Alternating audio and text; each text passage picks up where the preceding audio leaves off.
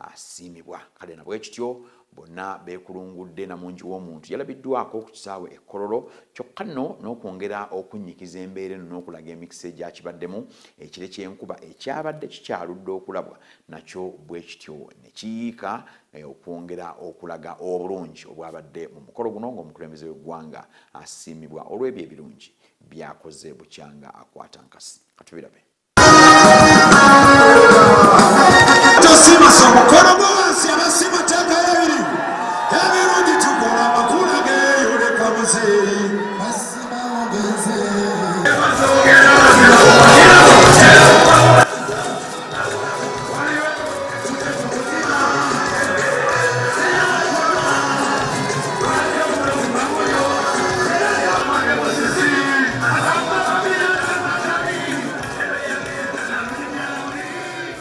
Enkumi n'enkumi z'abantu zeeyiwa ku kisaawe Kololo ku bijaguzo eby'okwebaza President Museveni olw'ebyo byakoledde eggwanga.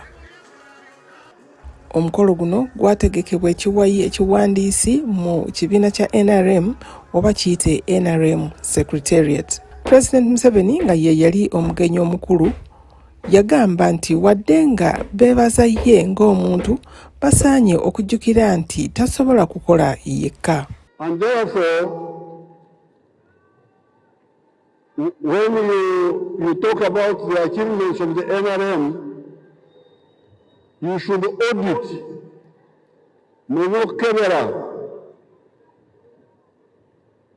check the guidance of the NRM to the country and how it has been implemented.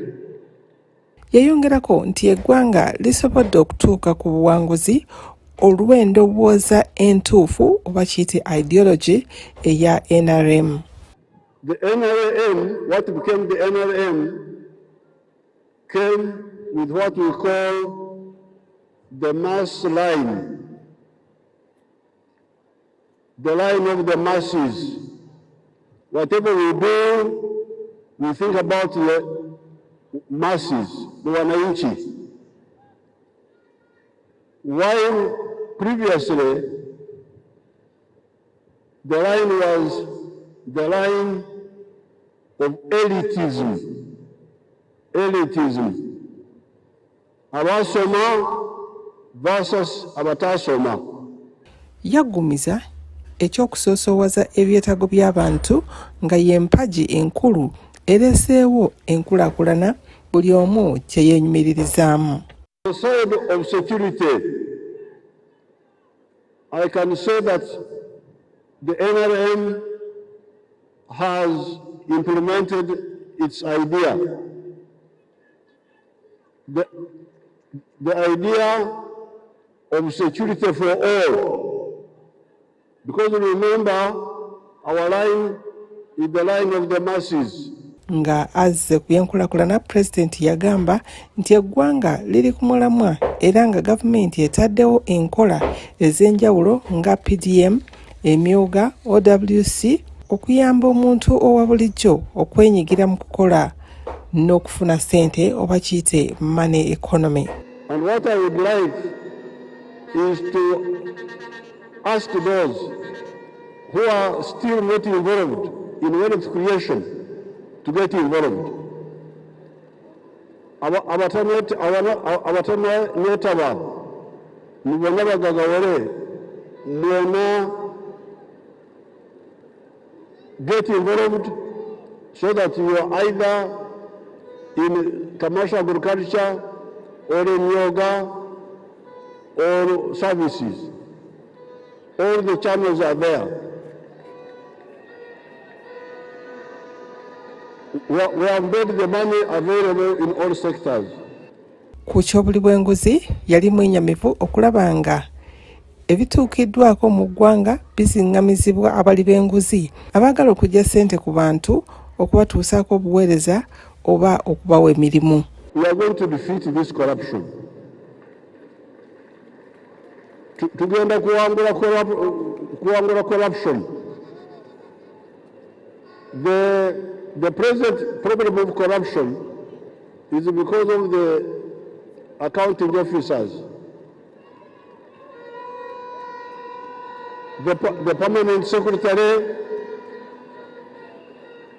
the chief administrative officer in a district, the town clerk, the Gombora chief. These are the 4 or 5 people in Uganda who are in charge of money, government money, in charge of personnel, jobs, in charge of procurement. They are the ones in charge. So the corruption which is happening is because of these 4. Ye Mama Janet Kataha Museveni ku lulwe yeebaza Katonda olw'okulonda President Museveni okukulembera eggwanga emyaka 38. Peter Church just celebrated their 40 years of ministry in Uganda, and they know better what Uganda was like in 1986. Therefore, we cannot help but thank God for President Yoweri Museveni, whom he has used amazingly, and then thank the President for being faithful to God and being steadfast to lead the national resistance movement, which has really laid a foundation for the transformation of our homeland.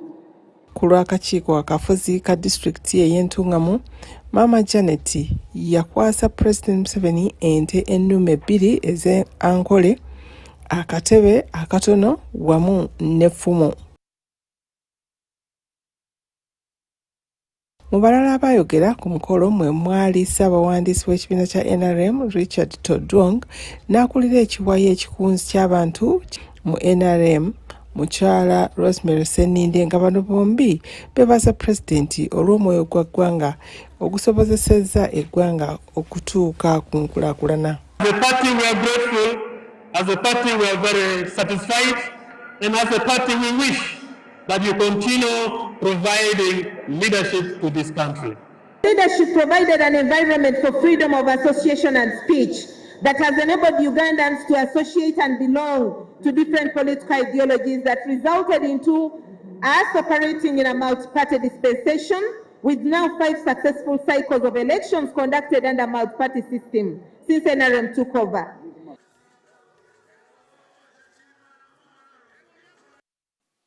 Ate nno mu Agafa Embuga amalala era omukulembeze w'eggwanga yabadde n'ensisinkana enjawulo ne bannaffe aba Kira Motors Corporation, bano nga be bannaffe bannayuganda abawano abeewaayo okutukolera emmotoka ez'enjawulo ezitaasa obutonde ze waliise EVs. Era nga bannaffe bano bwe basinkanye omukulembeze w'eggwanga yabadde abakubira torch mu butya bwe tuyinza okukyusa obutonde bw'ensi n'eggwanga Uganda nga twekolera emmotoka ezaffe ezawano. Bw'atyo nno yayogedde nnyo ku kigambo kya Kayoola Bus z'agamba nti bannaffe bano ezo nno baali badde basaali nnyo mu kuzikola zisobole okubuna akatale, si akawano kokka wabula n'okubuna akatale akatwetoolodde okusobola okulaba nga naffe tufuuka agamu ku ago amawanga ageeyagaza, ageegombesa era ageekolera ebidduka ebifaanana nga bino. Bano bakulembeddwa Dr. Musenero, ono nga ye minisita ow'obuyiiya ne tekinologiya. Ate era mawulire amalala, eggwanga Uganda lyasobodde okukola omukolo ogwa Interreligious Family Festival ogwasookedde ddala bukya Lubanga lwa Mindi, era ng'omukulembeze w'eggwanga bwe yabadde eno bw'ati yakubirizza amaka gayite families okuba nti bakola kyonna ekisoboka okulaba nti batondawo ebintu ebisobola okubakulaakulanya n'okukyusa embeera yaabwe eya bulijjo ye bulijjo kyatembeeyanga wealth creation. Katubirabe. Ate era mawulire amalala, eggwanga Uganda lyasobodde okukola omukolo ogwa Interreligious Family Festival ogwasookedde ddala bukyalubanga lwa Mindi era ng'omukulembeze w'eggwanga bwe yabadde eno bw'ati yakubirizza amaka gayite families okuba nti bakola kyonna ekisoboka okulaba nti batondawo ebintu ebisobola okubakulaakulanya n'okukyusa embeera yaabwe eya bulijjo ye bulijjo kyatembeeyanga wealth creation. Katubirabe. This showed us that we are our president who values families. Ku nkomerero ya wiiki ewedde President Yoweri Museveni wamu ne maama Janet Kataha Museveni beetaba mu lukuŋŋaana tabamadiini olwali ku kisaawe kya Meefuga e Kololo. We must go on. We must move on and thrive together as one nation because Uganda is one. The only one in Africa. We must move on and thrive together as one nation because Uganda is one. Olwo lwe lwali olukiiko olwasookera ddala okukolebwa nga amadiini gonna gali wamu nga abooluganda. And say amen to your neighbor. Amen, Your Excellency. We thank you for signing and taking Uganda to lead Africa in launching. President Museveni mu kwogera kwe yannyikiza omulamwa n'ennono ebikola amaka nga muno mwe muli okutya Katonda, okussa ekitiibwa mu bakulu, okufaayo eri ab'omu maka, okuzaala n'okulabirira abaana wamu n'okussa ekitiibwa mu bazadde. And when you use that word, Okombeka, it has got a number of elements under it. Number one is the fear of God.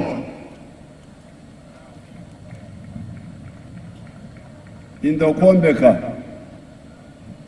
And by the way, this is not just the modern religion. Even traditionally, you have to respect, to fear God. And in the tradition,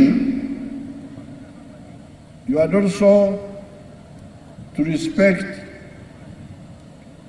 the departed ancestors. Some people misunderstand that. They think that it is un-Christian, but I don't believe that. I don't agree with it.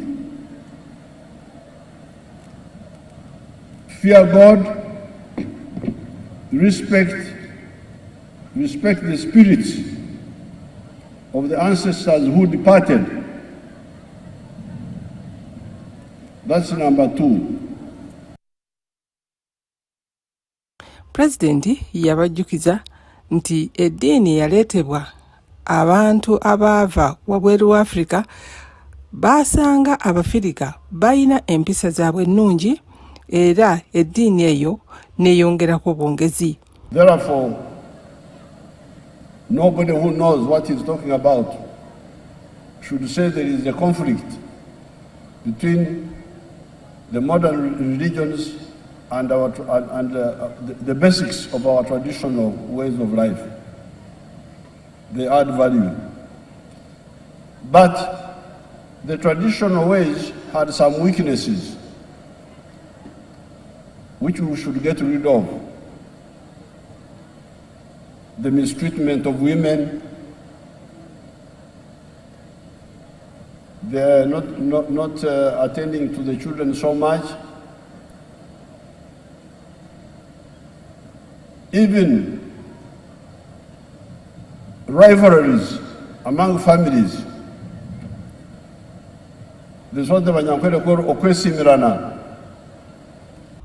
Omukulembeze yeebaza abategesi b'omukolo era n'abagumya nti gavumenti eri wamu nabo mu kaweefube w'okunyweza amaka kubanga y'entobo y'eggwanga. So therefore, I'm very glad that you organized this family day. We here are very firmly behind the family as a base of society. Those who are preaching The other line are definitely not right. Yakubiriza abavubuka okubeera abakalaativu mu bulamu baleme kudda mu byakwegadanga wabula bafeeyo nnyo ku misomo gyabwe. We know about the homosexuals and the lesbians, and we have told our people, our friends from the West, that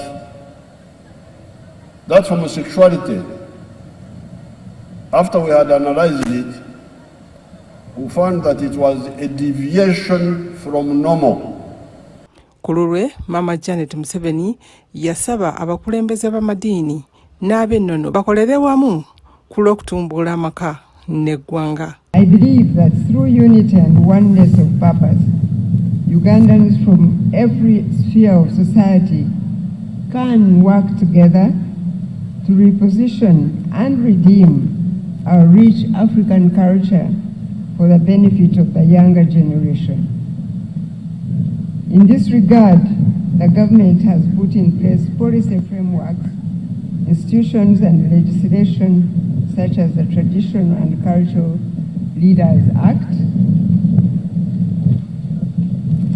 And this is a significant entry point for cultural institutions to advocate for and strengthen the positive cultural norms, values and customs which have always been the hallmark of the African family and its heritage. Mama Janet yavumirira era n'asaba wabeewo enkola ey'omugundu okulwanyisa okukabasanya abaana abatanneetuuka n'okubasaddaaka.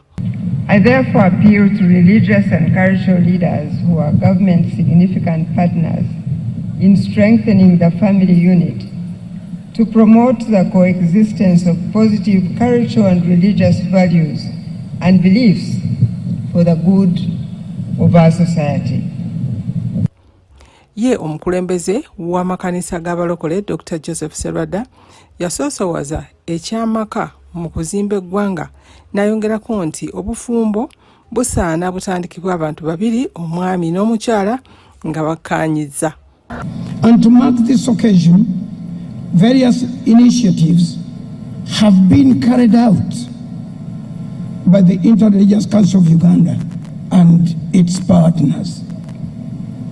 These activities include a tree growing campaign to combat environmental degradation, a youth colloquium aimed at empowering the youth in Africa families and fostering development. Also a national family strengthening dialogue and the Religious Freedom Roundtable.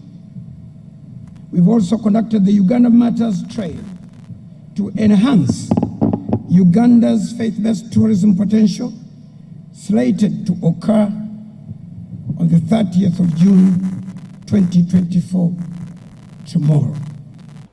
Yasaba abazadde na buli omu gwe kikwatako okuyamba abavubuka mu nkozesa ya tekinologiya baleme okumukozesa obubi n'okwononeka.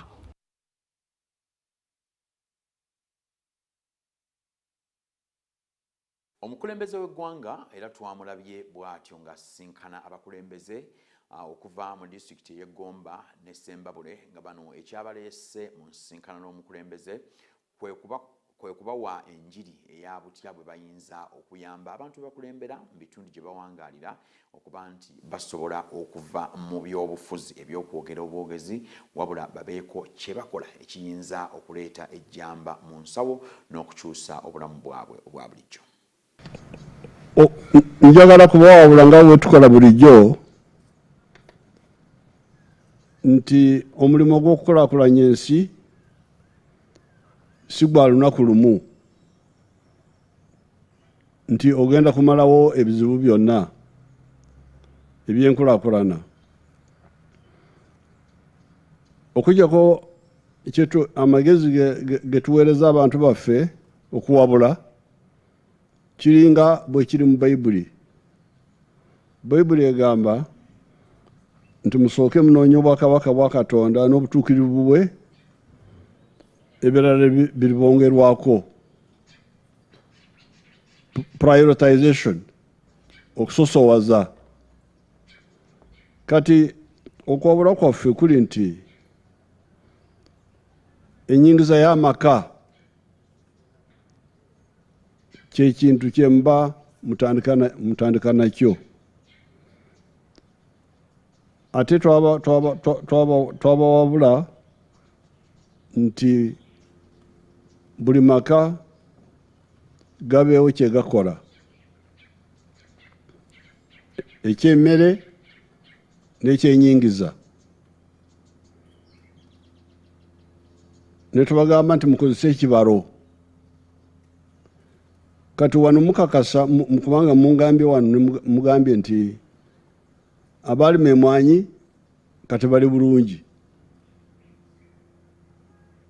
Awo ne mukakasa kyendudde mbagamba obudde buno bwonna mbegayirira.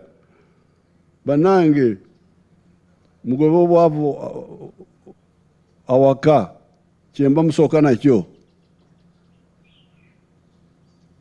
Naye abasinga obungi bitubawuliriza bagenda mu enguudo simanyi biki. Okay, ebyo biyinza kubaawo. So ekyo kitegeeza ki? Kitegeeza nti chorus sidagala ya bwavu. Chorus eyinza kubeera wano kati eyo myaka 6. Ab'Embiriizi, Kyamaganda, simanyi Katojo, Nkahi bali ku chorus songa n'obwavu gye buli. So that means what? Ekitegeeza ki? Nti eddagala ly'obwavu liri mu maka, teriri mu luguudo. N'okusingira ddala mwe abavubuka. Bamuzeeyi bakoze ebyabwe naye mwe abavubuka. N'abantu abakyali bato. Bwe mba mwogera n'omuntu yenna. Mukatirize ekigambo enyingiza y'amaka. Ebintu 7 bye twabasomesa. Emwanyi, ebibala mpulira siwulira mu byogera. Mwali mutandise okulima enanasi, ente z'amata, omuddo, ente z'amata, okulima emmere.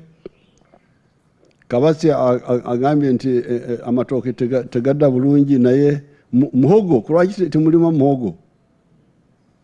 Muhogo erina ekizibu. Muhogo mmere nnungi okusinga obuwunga. Okulunda embuzi nakyo musobola kukikola. Okulunda embizi nakyo musobola kukikola.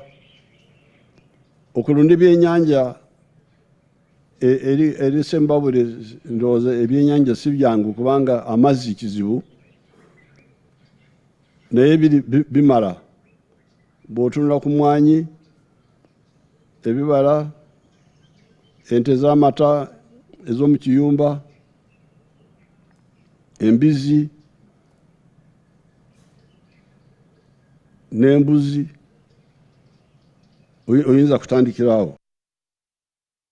Omukulembeze w'eggwanga era bw'atyo yasinkanye abafamire ey'omugenzi ono Alija Latim, omu kwabo abantu bagamba nti bawaayo omuwendo munene nnyo eri eggwanga lyabwe olw'okulyagala ennyo n'okulifiirira bwe batyo n'okuwaayo ne bawaayo obulamu bwabwe ne butwalibwa olw'okuba nti baali balyagaliza ebirungi. Kyokka nno ate n'avumirira nnyo abantu abasinziira ku bintu abantu abalinga bano bye baakola, ate bo bwe batyo ne bavuluga buvuruzi n'okujolonga ate n'okusaaba ettosi. Famire eno yabadde egenze okusinkana omukulembeze w'eggwanga olw'okulaba butya bw'ayinza okwongera okuyimirira nabo ate n'okujjukira omuntu waabwe ono yawaayo omuwendo omunene nnyo ku lw'eggwanga lyattu Uganda.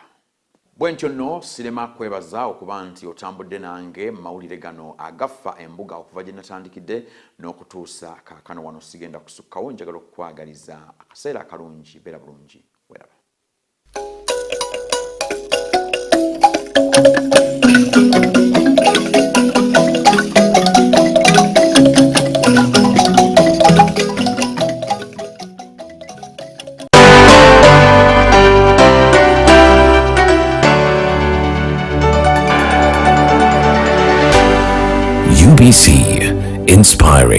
Uganda.